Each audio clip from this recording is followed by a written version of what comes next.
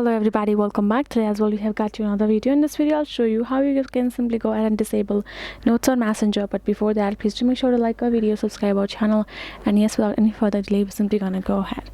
So the first thing is what are notes and why there are notes, right?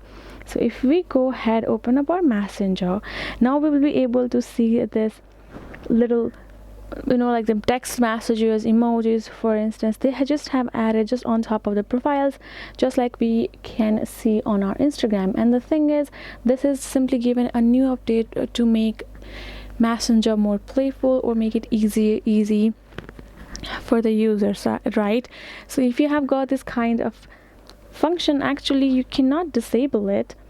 Even if you go to here, you go to your settings, you have all kinds of settings available: notification sounds, privacy, data, phones and media, chat heads, everything you have, but you do not have an option of turning it off, simply not having the notes option, right? So the thing is, you cannot turn it off. You simply can choose not to put on any notes.